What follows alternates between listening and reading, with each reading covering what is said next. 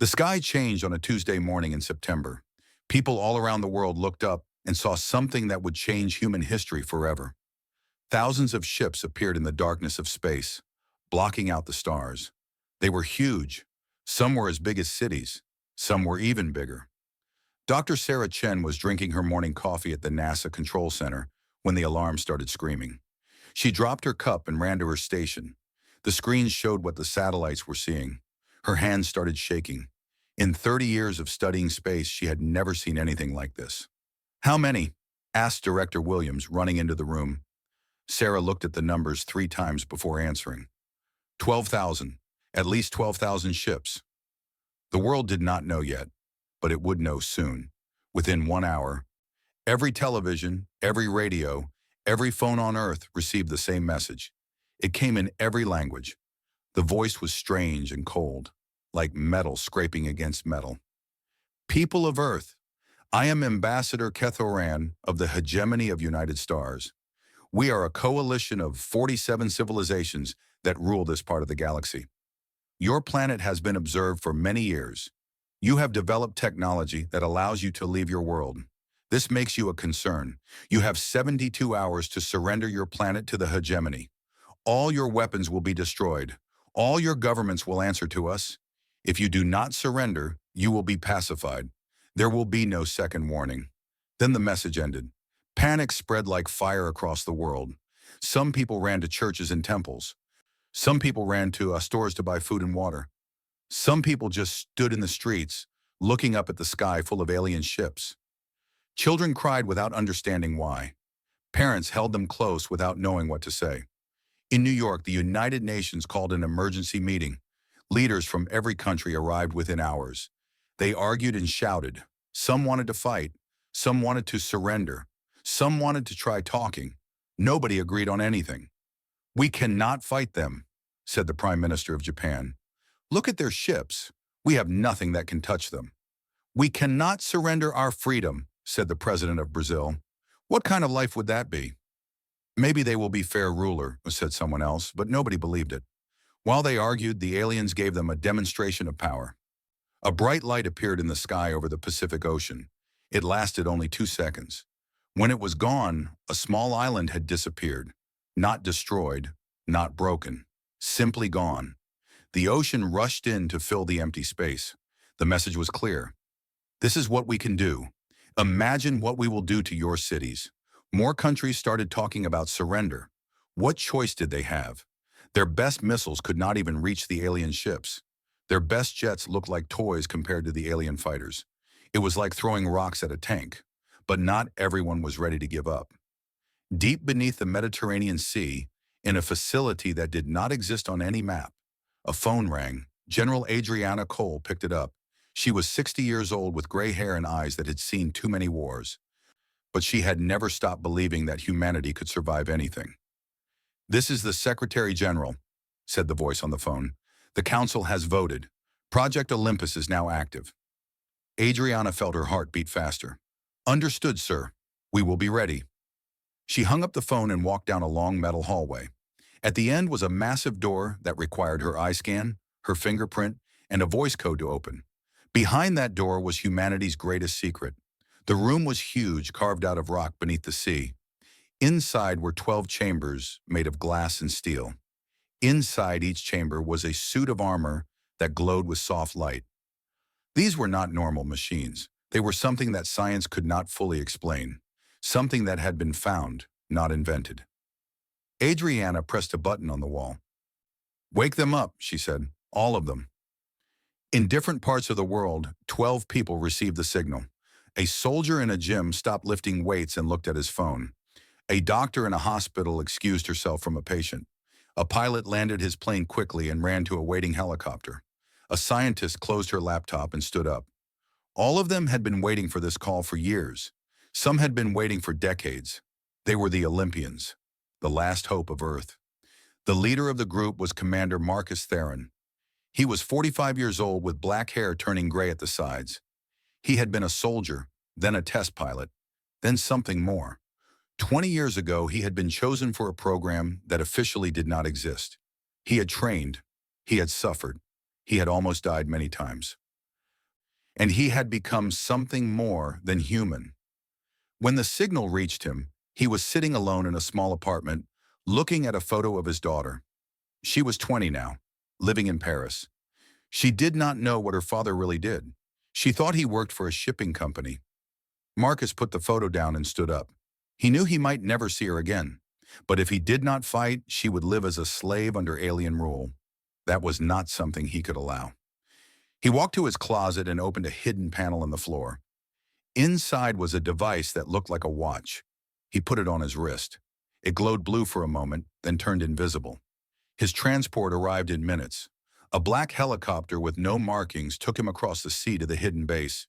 When he arrived, the other 11 Olympians were already there, standing before their chambers. "You all know why we are here," Marcus said, looking at each of them.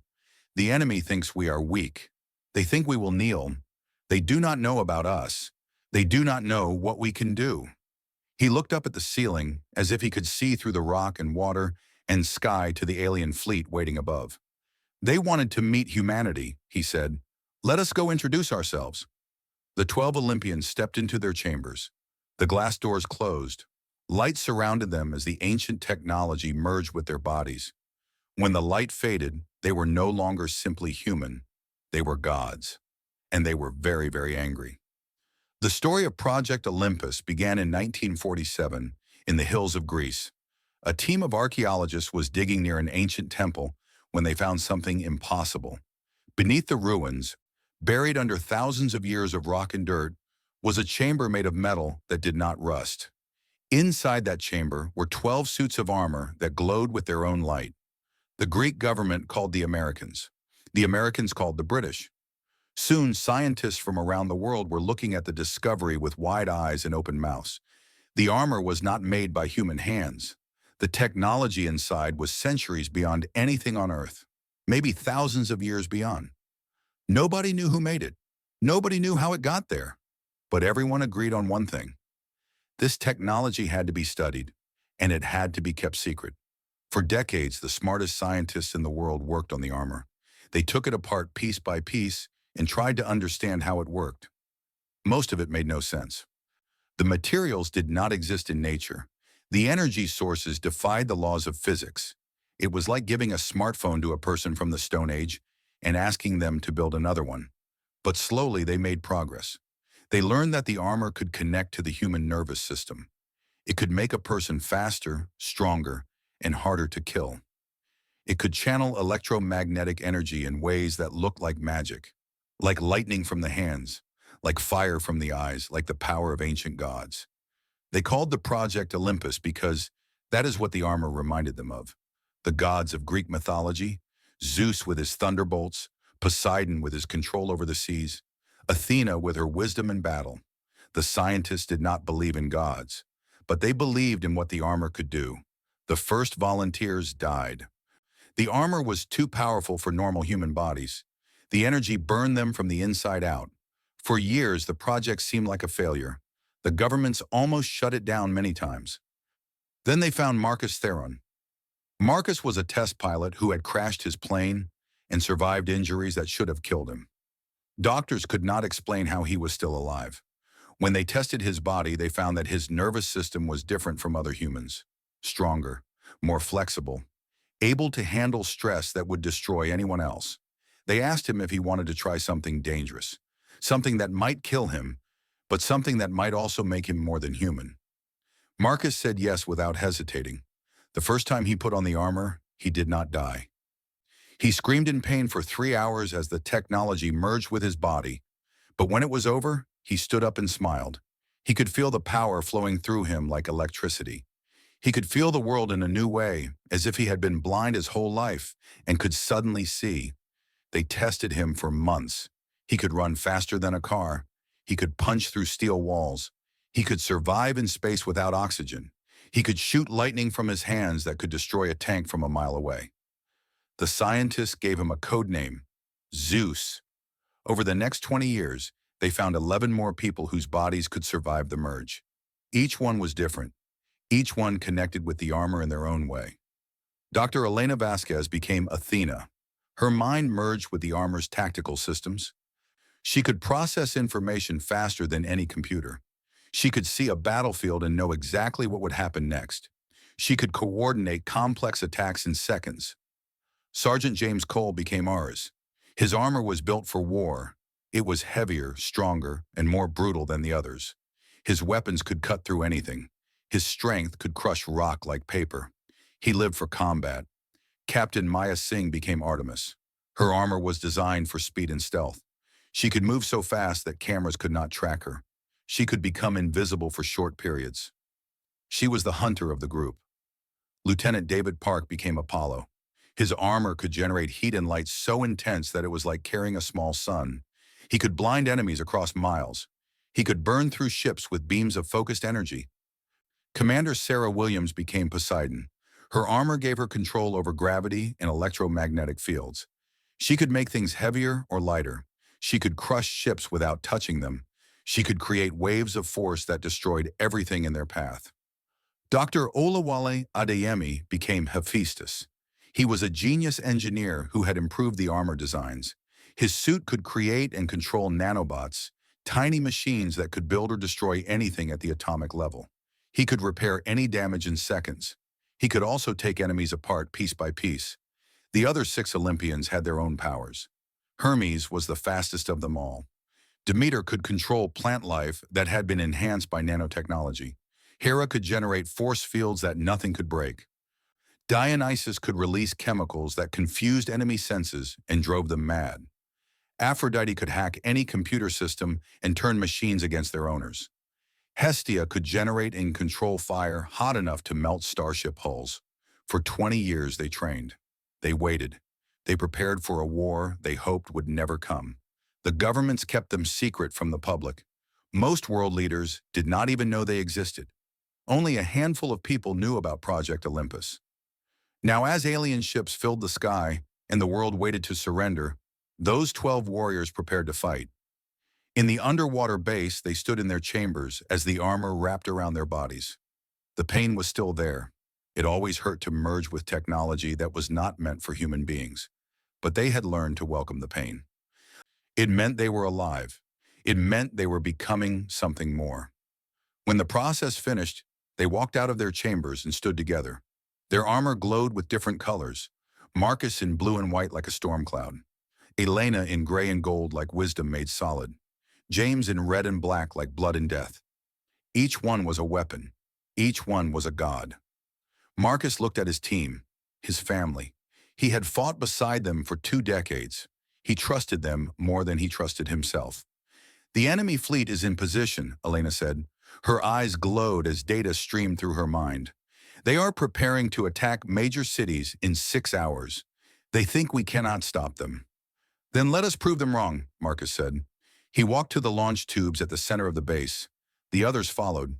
12 tubes, pointing straight up through rock and water and sky toward the stars, toward the enemy. "Remember," Marcus said as they entered the tubes, "we are not just fighting for ourselves. We are fighting for everyone who cannot fight, for every child who is scared, for every parent who does not know what to tell them. We are fighting for the future of our species." He smiled behind his helmet. "And we are going to win." The launch doors opened. 12 pillars of light shot up from the Mediterranean Sea. They broke through the water, through the sky, through the atmosphere. They left trails of fire and lightning behind them. Up in space, the alien fleet saw them coming. Sensors screamed warnings. Commanders shouted orders. Weapons powered up. Marcus opened a channel that every ship could hear. His voice was calm, almost friendly. "Ambassador Ketharan, you said you wanted humanity to surrender. You gave us 72 hours, but we do not need that long to give you our answer." He raised his hands. Lightning crackled between his fingers. "The answer is no. Now let me show you what happens to those who threaten our home." The battle for Earth began. Ambassador Ketharan had conquered 37 worlds in his long career. He had seen species surrender within hours of meeting the hegemony fleet. He had watched civilizations crumble at the mere sight of his warships. He knew exactly how the universe worked. The strong ruled, the weak kneeled. That was the natural order of things. So when his sensors detected 12 small objects rising from the blue planet, He felt only mild curiosity. 12 missiles, perhaps. A desperate last attack from a doomed species? His shields could handle 1,000,000 missiles without scratching the paint. Then the first object hit his fleet like a thunderbolt from an angry god. Marcus Theron, Zeus, did not slow down as he approached the first enemy ship. He passed through its shields as if they did not exist. The ancient technology in his armor was far beyond anything the hegemony had ever developed. Their shields were designed to stop energy weapons and physical objects. They were not designed to stop him. He crashed through the hull of a destroyer without stopping. Inside the ship, alarms screamed and lights flashed red. Alien soldiers ran toward him with their weapons raised. Marcus raised his hands and lightning exploded from his palms. The corridor became a storm of electricity. Soldiers fell, their bodies smoking. He walked through the ship calmly, destroying everything in his path. When he reached the engine room, he placed his hands on the main reactor and pushed power into it. Too much power. The reactor overloaded. The ship exploded. Marcus was already gone. He had flown out the other side and was heading toward the next target. Behind him, the other Olympians were beginning their own attacks. Ares loved war. It was the thing he was born to do. His armor was heavier than the others, built for close combat and massive destruction. He landed on the hull of a battleship and started tearing it apart with his bare hands. His fingers cut through metal like knives through bread. When soldiers came out to stop him, he pulled weapons from his back and showed them what real firepower looked like.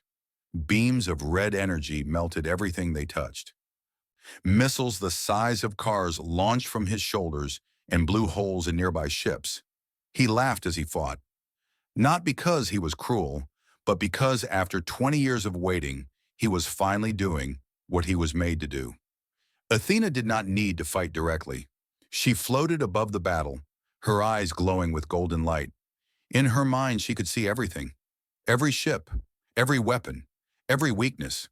She fed information to the other Olympians through their neural links. Turn left now. Target the engine core.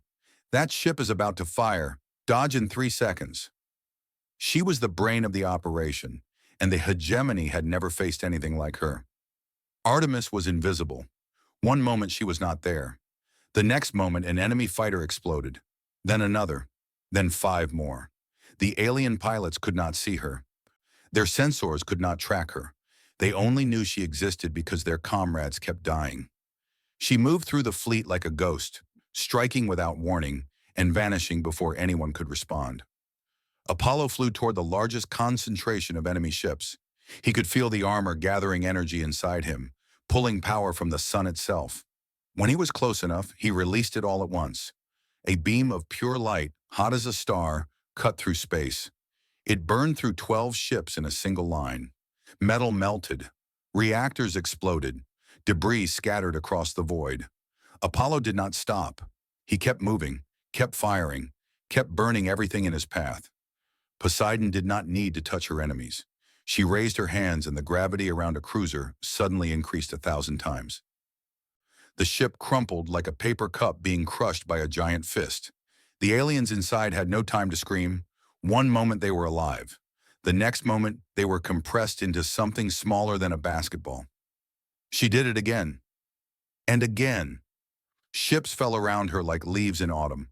Hephaestus released his nanobots. Billions of tiny machines, each one smaller than a grain of sand, spread out from his armor in a silver cloud. They landed on enemy ships and started eating. They ate through shields, they ate through hulls. They ate through weapons and engines and life support systems. The aliens could do nothing. You cannot shoot something you cannot see. Ships began falling apart from the inside out. Pieces floated away into space. The nanobots kept working, jumping from ship to ship, eating everything they touched. In the first hour of battle, the hegemony lost 200 ships. Ambassador Cathoran watched the destruction from his command vessel with wide eyes. His hands shook. His heart beat so fast he thought it might explode. This was impossible. This was wrong. 12 primitives from a backwards planet were destroying his fleet, his beautiful, powerful fleet. Fire everything, he ordered. All weapons, all ships. Kill them. Thousands of weapons fired at once. Energy beams of every color filled the void. Missiles launched in clouds. The sky became a storm of death aimed at 12 small figures, but the Olympians did not fall. Their armor protected them. Their speed kept them ahead of the attacks. They dodged and weaved and blocked and kept fighting. Every time a weapon came close, they moved away. Every time a missile followed them, they destroyed it with a thought, and they were enjoying themselves. "Is that all you have?" Ares shouted over the open channel. "My grandmother hits harder than your weapons." "Enemy commander, I have a question," Athena said calmly. "Did anyone in your hegemony ever teach you about tactics? Because this is embarrassing." 30 ships destroyed in the last minute, Apollo reported. "I am keeping score if anyone wants to compete."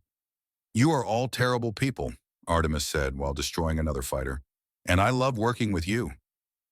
On Earth, people watched through satellites and telescopes. They saw the lights and explosions in space. They did not know exactly what was happening, but they could tell something incredible was taking place. The alien fleet, which had seemed invincible hours ago, was being torn apart. Hope returned to the world. Maybe they would not have to surrender after all. Maybe someone was fighting for them. In the UN building, world leaders watched the battle on huge screens. Nobody spoke. Nobody could find words for what they were seeing. 12 humans, just 12, were doing what all the armies of Earth could not do. General Cole stood in the back of the room, watching quietly. She had spent 30 years preparing for this moment. She had sacrificed everything for Project Olympus. And now, finally, she could see that it was worth it. Back in space, Marcus destroyed another ship and paused to look at the destruction around him. Burning debris floated everywhere. Broken ships leaked atmosphere and fuel. The enemy fleet was in chaos. They were trying to regroup, but they did not know how to fight an enemy like this. "Status report," he said. "We have lost nothing," Athena replied. "The enemy has lost 212 ships. Their formation is broken. Their morale is collapsing." Marcus smiled inside his helmet. "Then let us keep going. Do not stop until they leave or die." He flew toward the next group of enemies, lightning crackling around his hands. The galaxy had sent its best fleet to conquer Earth. Earth had sent 12 people to say no. And so far, Earth was winning. The hegemony did not accept defeat easily. Ambassador Kethoron sent an emergency signal to every fleet in the nearby sectors. Reinforcements arrived within days. 30,000 more ships jumped into the solar system, surrounding Earth like a metal shell. The sky was now filled with so many vessels that they blocked out the stars completely. The Olympians had been fighting without rest for 3 days. Their armor protected them. Their bodies did not tire like normal humans. But even gods have limits. And the hegemony had sent enough ships to push those limits. "They are not stopping," Athena said, her voice tired for the first time. "Every time we destroy a group, more arrive to replace them." Marcus looked at the endless waves of enemies. His armor was damaged in several places. Energy levels were dropping.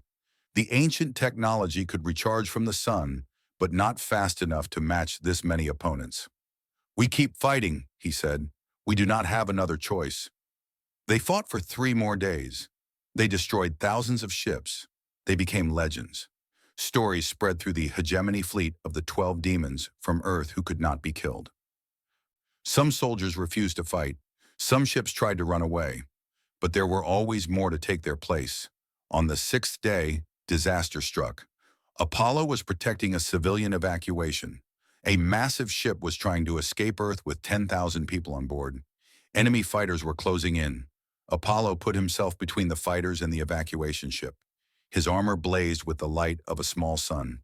He destroyed 50 fighters, then 100, then 200. His energy levels dropped to nothing, but he kept fighting.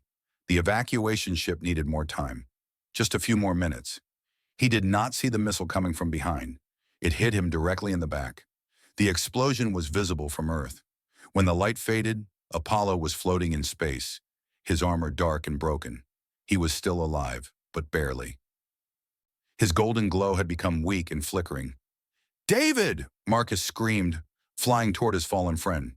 But before he could reach him, a hegemony cruiser captured Apollo in a gravity field. They pulled him inside their ship. The doors closed. Within seconds, the cruiser jumped away to the other side of the fleet. Marcus tried to follow, but 5 battleships blocked his path. He fought them all, destroying 3 before the other 2 forced him back. By then, Apollo was gone. The hegemony had captured an Olympian. Ambassador Kithoran smiled for the first time since the battle began. He ordered the captured god to be brought to his command ship. He wanted to show the universe that these demons could bleed. He wanted to show them that the hegemony would always win. They broadcast the images across every channel. Apollo, his armor cracked and dark, hanging in chains aboard the hegemony flagship. Alien soldiers stood around him with weapons pointed at his head. Kithoran stood in front of the camera with a smile on his face. "People of Earth," the ambassador said, "you see your god now. He is not so powerful when he is bleeding. He is not so frightening when he is in chains. Your resistance is over. Surrender now, or we will execute him. Then we will come for the rest." On Earth, hope died. People who had been celebrating started crying. The Olympians had seemed invincible, but now one of them was captured. Now everyone could see that they could be beaten. But the hegemony made a mistake. They thought capturing one Olympian would break the others. They thought the humans would give up to save their friend. They did not understand humanity at all. Marcus watched the broadcast with the other Olympians. His face was calm, his voice was steady, but inside his chest something was burning, a fire that he had kept controlled for 20 years, a fury that he had never let free because he was afraid of what it might do. He was not afraid anymore. "Elena," he said to Athena, "where is he?" "The flagship, center of their formation, surrounded by 5,000 ships. Can we reach him?" "Not with our current power levels. We would need something more." Marcus closed his eyes. Inside his armor, ancient systems detected his emotional state, his anger, his determination, his willingness to sacrifice everything. And they responded. A new option appeared in his mind, a protocol that had been locked since the day he first merged with the armor. A fail-safe that the scientists had discovered but never tested because they were too afraid. They called it the Kronos Protocol. "Marcus, no," Athena said, seeing what he was thinking. "We do not know what that will do to you. It could kill you. It could destroy your mind." "David is in there," Marcus said. "I am going to get him." He activated the Kronos Protocol. The pain was worse than anything he had ever felt. His armor transformed around him, growing larger and more powerful. His body connected to the Earth's magnetosphere, drawing energy directly from the planet itself. Lightning danced across his skin. Thunder rolled through space, which should have been impossible. He became something more than human, more than Olympian. He became a force of nature. When the transformation finished, Marcus was glowing so bright that sensors across the fleet went blind. His armor had changed from blue and white to pure crackling gold. Energy poured off him in waves that disrupted nearby ships just by passing through them. He flew toward the flagship without speaking. Ships tried to stop him. He did not even notice them. He passed through shields, through hulls, through weapons fire. Nothing touched him. Nothing could touch him. He was a storm in human form, and storms do not stop for anything. He reached the flagship and tore through the outer hull with his hands. Soldiers ran toward him and died before they could raise their weapons. The lightning around him struck everything that moved. He walked through the corridors like an angry god descending into hell to rescue a friend. Ambassador Kithoran saw him coming through the security cameras. For the first time in his long life, he felt real terror. He tried to run, but there was nowhere to go. The demon was coming. The demon was coming for all of them. Marcus found Apollo chained in the center of the ship. Guards surrounded him, pointing weapons at his head. They thought they could use him as a shield. They were wrong. Marcus raised one hand. Lightning exploded outward in every direction, except toward Apollo. When it stopped, the guards were gone. Not dead. Gone. There was nothing left of them but smoke and the smell of burning. He broke the chains with a gentle touch. Apollo looked up at him with tired eyes. "You came," Apollo whispered. "Of course I came," Marcus said. "You are my brother. I will always come for you." He picked up Apollo carefully and turned toward the exit. But before he left, he opened a channel that every ship in the enemy fleet could hear. His voice was no longer calm. It was thunder and lightning and rage. "You came to our home. You threatened our children. You wanted humanity to kneel. He paused. Energy crackled around him like a living thing. Now learn why you should have stayed away. He flew out of the flagship, carrying Apollo in his arms. Behind him, the flagship exploded. Then the ships around it exploded. Then the ships around those exploded. A wave of destruction spread outward from where Marcus had been, destroying everything within 1,000 miles. When it was over, Marcus floated in space with Apollo safe in his arms. Around him, the remains of 500 hegemony ships burned in the darkness. The fleet began to retreat. Some ships tried to surrender. Some tried to run. But Marcus was not finished. Not yet. He had shown them mercy once. They had used that mercy to hurt his family. He would not make that mistake again. The Battle of Seoul ended not with the destruction of Earth, but with the complete defeat of the hegemony fleet. After Marcus destroyed the flagship and rescued Apollo, the remaining alien ships tried to escape. Most of them succeeded. Marcus let them go on purpose. He wanted them to run. He wanted them to tell everyone in the galaxy what they had seen. He wanted them to be afraid. The survivors limped home to their planets with stories that nobody believed at first. 12 beings from a primitive world had destroyed the greatest fleet the hegemony had ever assembled. They had fought without rest for 9 days. They had killed over 100,000 soldiers and destroyed nearly 10,000 ships. They had done the impossible. Ambassador Kethoran was found floating in an escape pod near Neptune. His ship was gone. His fleet was gone. His pride was gone. When rescue vessels picked him up, he was crying. He kept repeating the same words over and over. They are not human. They cannot be human. Nothing human could do what they did. On Earth, celebrations erupted in every city. People danced in the streets. Strangers hugged each other. Children waved flags and sang songs about the gods who had saved them. For the first time in human history, the whole world was united by something good. Not fear.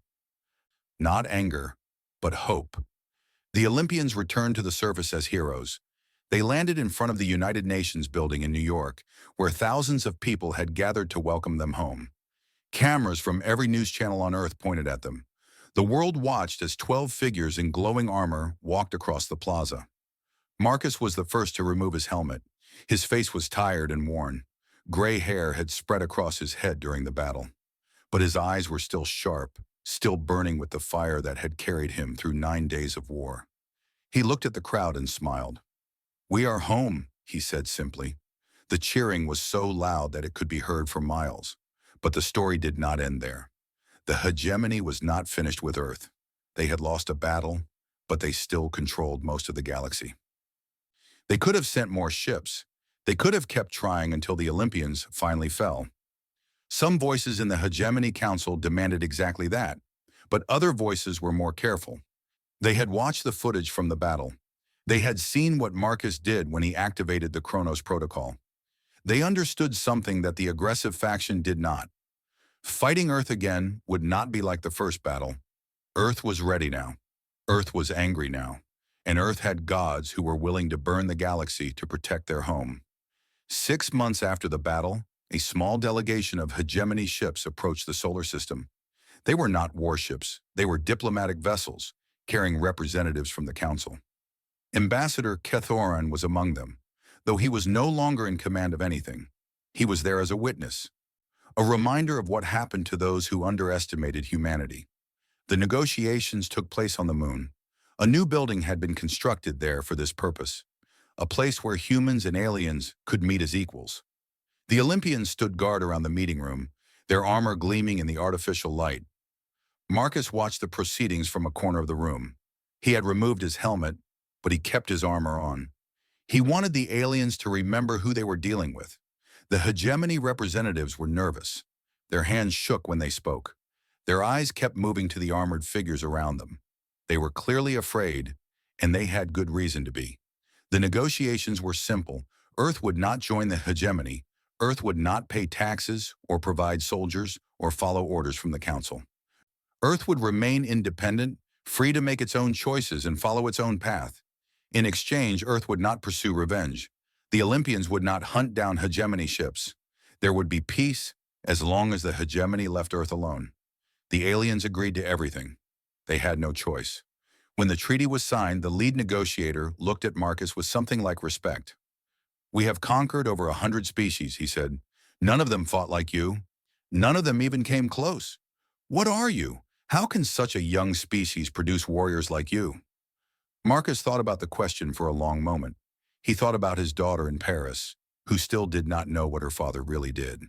He thought about the billions of people on Earth who had watched the sky with fear and hope during the battle. He thought about the other Olympians, his family who had fought beside him without hesitation. "We are human," he said finally. "That is all we have ever been. We are small and weak, and we live very short lives. We fight with each other over stupid things. We make mistakes all the time." He paused and looked directly into the alien's eyes. "But when something threatens our home, when something threatens the people we love, we become something else. We become the most dangerous thing in the universe." The alien did not respond. There was nothing to say.